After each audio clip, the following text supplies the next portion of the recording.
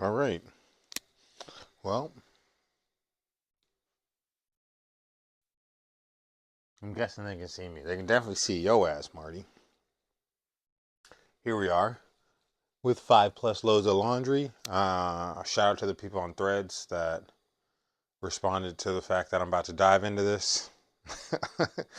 I got a few things written down that I just plan on talking about. And if you don't want to fold laundry with me, you should probably just fucking swipe and stop watching this fucking video. So, here we go. Ooh, discipline is like backing into a parking spot or flipping your shirt right side out, sleeves and all, as you're tossing in the laundry. So, yeah, I guess that's pretty cut and dry, right? Discipline's like looking out for future you. It usually sucks in the moment, like doing all your laundry and keeping up with it. But it pays off later on. Delayed gratification. You flip all your shirts right side out, you don't have to fucking worry about them getting washed the wrong way, or excuse me, when you go to wear them, you know what the design is and shit. You don't have to flip it while you're getting ready if you happen to be running late. You know, it's kind of like dubs all around. It's not easy, but it's simple. Same thing with back into a spot.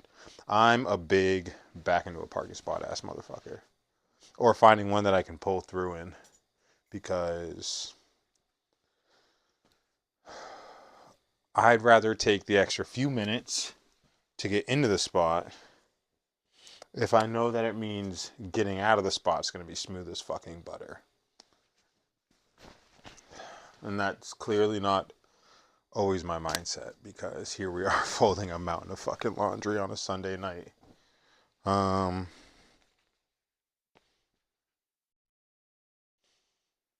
yeah, I mean, discipline's not easy, but it makes a lot of fucking sense.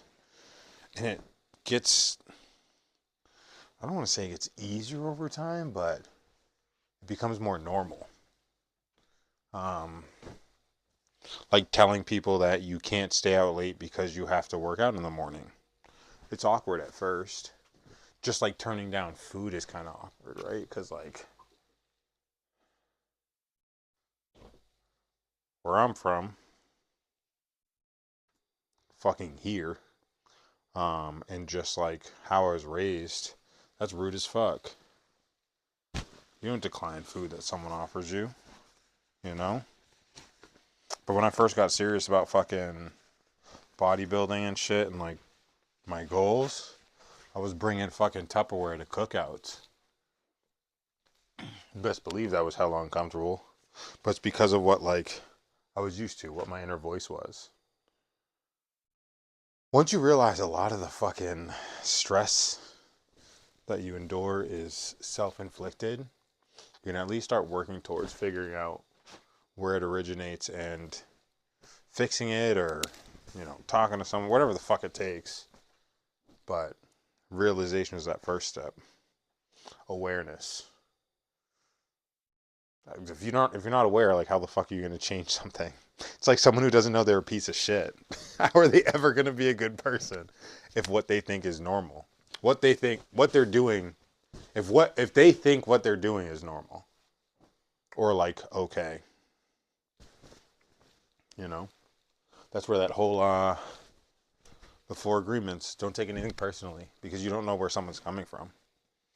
Like in Adventure Time, in the place where it's like all thieves or whatever, thieves and bandits and shit, like it's normal to be someone who steals and does dirt there. And it's weird if you're not.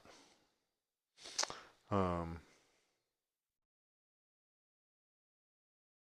Trying to think of another one. Oh, one of my favorite things when it comes to like different cultures, right? In some cultures, it's respectful and expected to like look people in the eye, and it's disrespectful if you don't, right?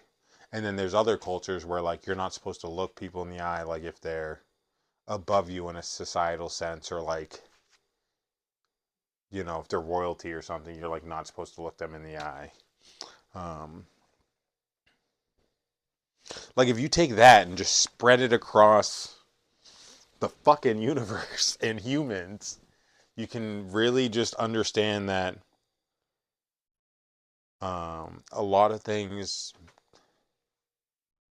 aren't malicious, even though they come off as like wrong or disrespectful in your eyes or in somebody's eyes, in anybody's eyes, right? Because in someone else's, that might be the way that it's done.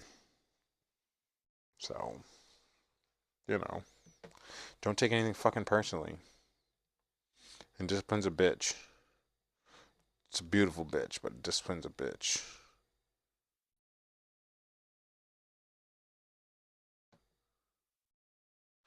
Um, I guess we can roll into doing hard things and why it's important to me. I'm also braising some mock tenders for all you fucking meat cookers out there. Um, doing hard things and why it's important to me.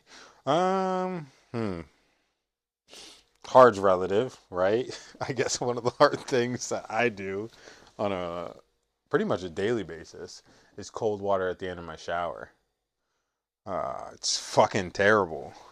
But 2 years ago, when I started running, not a runner, but I started running 2 years ago. Excuse me. I was doing ice baths with the homie chef. We would do like contrast therapy, so like sauna to ice bath to sauna to ice bath. That shit sucked. It was so fucking shitty. It was great, spending time with my homie and doing that shit with him. But like, we were in the suck. We were in it together, but we were in the fucking suck. And honestly, that shit was so good for my mental. Um, we haven't ripped an ice bath together in a long time, but I carry that with me. I carry actually a lot from Reach the Beach and the gang. Shout out to fucking Nothing But Grit. That was some shit. That was a fucking movie. What are you doing, Marty? Your cuteness is overtaking the shit. Um, I learned a lot about myself. Uh, very much did something hard. For those of you that don't know what Reach the Beach is, it's a Ragnar? I want to say Ragnarok, but it's Ragnar that puts it on, and you run all the way across New Hampshire. It's like 200 miles. A regular team, I believe, is 12 people. An ultra team is 6, and we did it with 5. um, I think I did the least amount of miles. I had some fucking bad motherfuckers with me. They were very humble and nice and understanding and accepting of me, even though it was my first year running. I showed up and did my best. I actually still have a message from Diesel.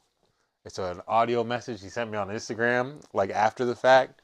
I love that shit. Um, when I'm down bad, that's actually included in my list of videos that I watch or audios that I listen to get me back to, you know, fucking back to business. Um, but yeah, you find yourself in the hard things. There were so many moments where, you're out there by yourself and you're just like, you're going. And it's a day and a, so across a day and a half, I did 30, 34, 34, 36 miles or somewhere in between. Maybe it was 32. I don't know. It was a lot of fucking miles though. And there were some points where I was like, can I do this? Like, especially when I had to pee. Oh my lord, that was the worst. Because they said that they would like disqualify your team if you like peed on the side of the track. And so there were some stretches where I was shook because I had to pee. Um,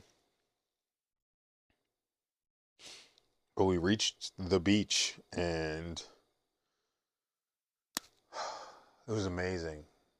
It was so amazing being there with the team and like accomplishing that. Also, though, one of the big things is like you realize even in the shittiest moments where you thought you couldn't keep going, at least for me, I knew I had more in the tank. Like at the end, on my last run, I remember Chef looking at me and being like, Miguel, this is it. Like after this, no more fucking running. You just have to do this and you're done, bro. You got this. And even then, I still only pushed until like I was coming up on the finish line and then I was blasting and I was like, damn, like you do something difficult like that, at least for me, I do something difficult like that, and I realize like, yo, I still got some in the tank. Like I didn't push myself as hard as I could. And so like I finish it and I'm like so proud of myself. And shout out to the Grellas for hooking it up. They set up the little camp and shit. We had like the sauna was there, the ice bath was there. We slept on cots and shit. It was beautiful. Um Fuck. What did I say though? But the thing was, oh, like leaving some in the tank, it like scratches, excuse me, it doesn't, it like leaves this itch for me because I'm like, yo, you still